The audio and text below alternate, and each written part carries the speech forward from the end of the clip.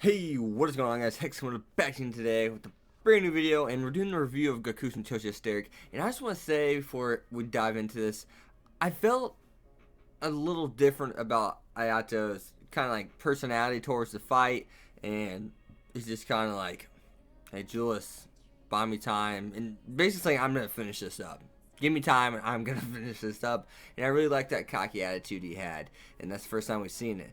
Now, he finally awakened his power, but just before he awakened his power all the way and got back into the fight, Julius actually gets tortured. She gets hung by talisman, and she gets tortured. And this was something I really, really liked because I wanted to see what Ayato's reaction was going to be when he finally revealed his, awakened his power. And this fight was fun. This fight was fun, and I have to state that he didn't get stronger.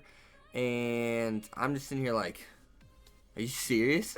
After seeing what he did, and if you guys didn't notice, the hidden was it a Marguerite style, destroy all hidden evil or something like that, or banish evil spirits. That's what it was. If you look at the last episode's flashbacks, his sister has that technique, and that's some really cool foreshadowing he had going on there, and I was so ready for it. I was ready for it, and then when it happened, I kind of forgot about it for a second since it's been a week, and I was like, oh, well, very well done. Very well done. Oh my gosh, and another thing was the music. The music for that fighting scene got me so hyped. I was like, let's go. I was so excited for it. I felt more into this fight than maybe I have in the past for some of these episodes, but even though I've liked these other past episodes in general, not taking anything away from them, but I absolutely loved it. I thought it was phenomenal. And another thing we learned about Ayato is he can now have, I don't know if this is just after the fight, after you got to the second level, he does iterate that, well, he doesn't iterate it, but he says that he can't get past the second level. He hasn't fully awakened yet. He's awakened the second stage, second level, whatever. So if he's this strong at the second level, sorry, antagonist, but you are fucking dead. Now, he says he can hold it over an hour, though. So I'm wondering if that's just an hour from where he started off after you awaken the second level, or what if you combine the second level with what he's at now? Like, how long can this man stay in this mode? I mean, oh my, like, this episode is so freaking hyped. Another thing was, like I said, I want to see Ayasa's reaction after he woke up and saw Julius was getting tortured and saves her. He tells one of the twins, it is the guy, I can't remember his name, but he says, "Hey, you actually just managed to piss me off a little." And he sends him, he slams the sword on the ground, and just knocks him right in the face. You literally can't even see him, he's so fast. And it says, you actually managed to piss me off a little, and literally sends him flying across the battlefield into the wall. And his face is just like all scrunched up. It's like, fuck. But that's usually how it is if you make the quiet guys angry. Don't do it. Rule number 1. Come on.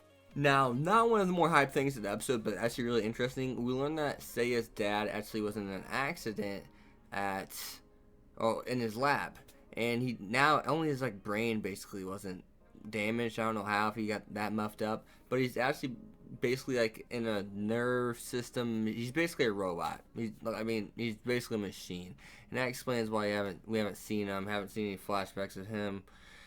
Well, maybe not flashbacks, because who knows? I don't know. It didn't say how long ago he actually got in an accident, but that explains why he only voice calls through that thing we saw earlier in season 1, later on in season 1. But now let's talk about Kirin Todo and Seiya's fight. The outro music was played perfectly. I thought that was absolutely phenomenal. I got really hyped up for that too. And at first we see Kirin talking about the robot, "Would you please retract that statement about giving us 1 minute to attack?" And then it looks like she's not going to break through his shield, and all of a sudden it's just like, "Yeah, I'm getting through that son of a bitch." And the robot guy's like, "What?" And she says, "Now if you're going to stand by that statement you said about the 1 minute thing, I will end this in one single strike." And she damn well almost did. She damn well almost ended this in a single strike. And yeah, I can't remember, what's it, RARD, something like that. He brought out the hammer. He actually threw his first strike with his hammer, I believe. or actually one of the offensive, per se. I want to say, yeah, offensive. First time in any of the tournament, as the announcer stated in the tournament. And then we saw Seiya. She looks like, what, I don't know what the female robot, I don't know what her name is. RDD2 for all I know. I mean, god dang. But Seiya actually brings out a thing that looks kind of like hers. She has guns on the side, and yeah, she looks like a robot. She's just like the other robot that she's fighting, and just absolutely blast her into the wall, and you see his eyes light up. So things are about to get real. Korean, it's looking good. Korean Toto's looking good. Seiya's looking good. I'm not sure about what's gonna happen now. I mean, that robot looks like it's ready for some business. Now, don't get me wrong, but I'm really wondering how this fight's gonna end. I don't know if they're gonna win, they're gonna lose. It's just, it's hard to tell right now. If they win, if I can say in my honest opinion, I would love to see Korean and Seiya win. But in my honest opinion, I know you may bash me for this, but I think it's better if they lose. I really think it's better if they lose, because it brings up the dramatic finals fight for Ayato and Julius. I mean, let's be honest, they're gonna win and make it to the finals. But actually, I think the next one is. I think they did make it into the finals with that fight. I think so. Maybe semis.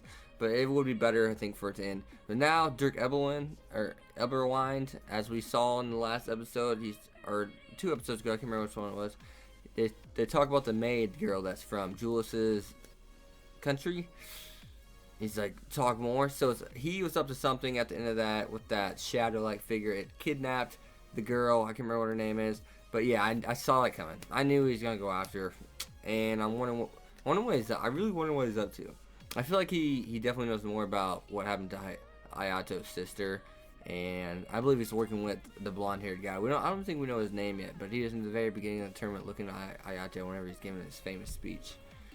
So yeah, as always, guys, this has been Hex Competitive. Be sure to leave a like, comment, follow me on Twitter at Hex25, and share my videos if you could be so kind.